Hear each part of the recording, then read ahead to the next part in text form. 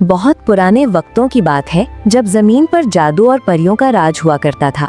एक निहायत अजीमुशान और खुशहाल सल्तनत थी जिसका नाम गुलिस्तान था।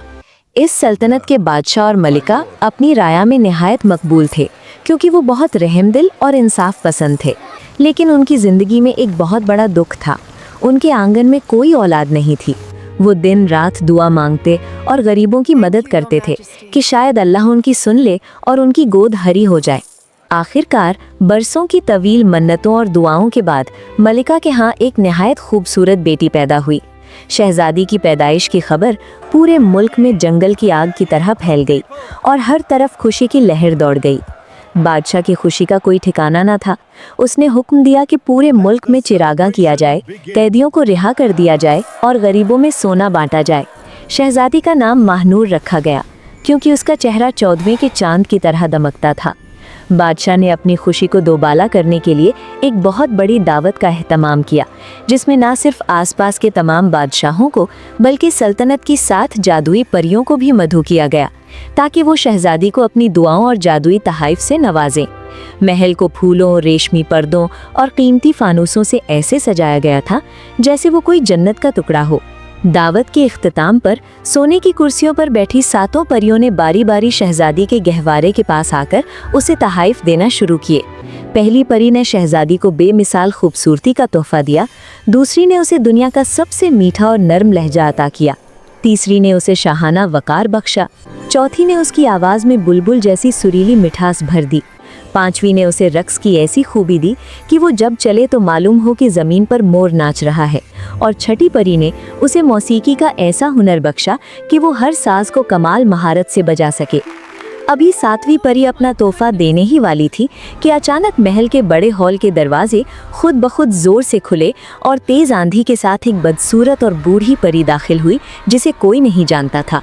ये वो 8वीं परी थी जिसे बादशाह दावत देना भूल गया था क्योंकि वो गुज़िश्ता 50 सालों से अपने गार से बाहर नहीं निकली थी। वो गुस्से से आग बगोला थी और उसकी आंखों से नफरत टपक रही थी। उसने चीख कर कहा, तुमने मुझे भूलकर मेरा अपमान किया है, अब इसकी सज़ा ये मासूम शहजादी भुगतेगी। बादशाह और मलिका खौफ से कांपने लगे। बूढ़ी परी ने अपना जादुई डंडा शहजादी की तरफ लहराया और एक भयानक बद्दुआ दी। जिस दिन ये शहजादी 17 साल की होगी वो एक तखले से अपनी उंगली छुबो लेगी और उसी लम्हे मर जाएगी। ये कहकर वो धुएं के बादल में गायब हो गई। पूरे महल में कहराम मच गया और मलिका बेहोश होकर गिर पड़ी। इसी दौरान 7वीं नौजवान परी, जो बद्दुआ परी के डर से एक पर्दे के पीछे छुप गई थी, आहिस्ता से आगे बढ़ी। उसने गमज़दा बादशाह से कहा, महाराज, मैं इस बद्दुआ को मुकम्मल तौर पर ख़त्म तो नहीं कर सकती क्योंकि वो मुझसे ज़्यादा ताकतवर है, लेकिन मैं अपनी जादुई ताकत से उसे बदल ज़रूर सकती हूँ। शहजादी मरेगी नहीं बल्कि वो 100 साल के लिए गहरी नींद सो जाएगी और एक बहादुर शहजादा जब उसे प्यार से जगाएगा तो वो बेदार हो जाएगी। बादशाह ने अगरचे कुछ इत्मीनान महसूस किया, लेकिन उसने अपनी बेटी को बचाने के लिए हुक्म दिया कि पूरी सल्तनत में जितने भी चरखे और तखले हैं उन्हें फौरन जमा करके जला दिया जाए, और जो भी शख्स इस हुक्म की नाफरमानी करेगा उसे मौत की सज़ा दी जाएगी। वक्त गुजरता गया और शहजादी जवान होती गई। वो उन तमाम खूबियों की मालिक थी जो परियों ने उसे बख्शी थी। वो जितनी खूबसूरत थी उतनी ही नेक दिल भी थी। उसकी 17वीं सालगिरह का दिन करीब आ गया और बादशाह ने उस दिन शहजादी की हिफाजत के लिए पहरे सख्त कर दिए। सालगिरह वाले दिन शहजादी महल में इधर उधर घूम रही थी कि अचानक उसकी नज़र एक पुराने और वीरान मीनार पर पड़ी जो महल के एक दूर दराज कोने में वाक़ था। तजस्सुस के मारे वो मीनार की सीढ़ियाँ चढ़ने लगी। सबसे ऊपर एक छोटा सा कमरा था जहाँ एक बूढ़ी औरत, जो असल में वही जादूगरनी थी, खामोशी से चरखा काट रही थी। शहजादी ने पहले कभी चरखा नहीं देखा था। उसने हैरत से पूछा, बड़ी अम्मा, ये आप क्या कर रही हैं? ये घूमने वाली चीज क्या है? बूढ़ी औरत ने मक्काराना मुस्कुराहट के साथ कहा, बेटी, ये चरखा है, क्या तुम इसे चलाना चाहोगी? शहजादी ने जैसे ही तखले को हाथ लगाया, उसकी नोकीली सुई उसकी उंगली में पेवस्त हो गई। बद्दुआ सच साबित हुई और शहजादी वहीं फर्श पर ढेर होकर गहरी नींद सो गई। नौजवान परी को फौरन जादू से इस बात का इल्म हो गया। वो जानती थी कि जब 100 साल बाद शहजादी जागेगी तो वो अपने माँ बाप और दोस्तों के बिना खुद को तन्हा महसूस करेगी। इसलिए उसने अपनी जादुई छड़ी लहराई और पूरे महल पर नींद का जादू कर दिया। बादशाह, मलिका, सिपाही, खिदमतगार, कुत्ते, घोड़े, यहाँ तक कि बावर्ची खाने में उबलता हुआ सालन और आग के शोले भी अपनी जगह पर साकित हो गए। पूरा किला एक गहरी खामोशी में डूब गया। वक्त के साथ साथ महल के गिर्द कांटेदार झाड़ियों और घने जंगलात का एक ऐसा हिसार बन गया कि बाहर से कोई अंदर का रास्ता ना देख सकता। लोग इस महल के बारे में भूल गए, सिर्फ किस्से कहानियों में एक सोई हुई शहजादी का जिक्र बाकी रह गया।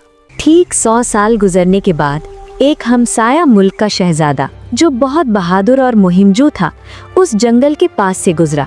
उसने एक बूढ़े लकड़हारे से इस पुरअसरार किले और इसमें कैद शहजादी की कहानी सुनी।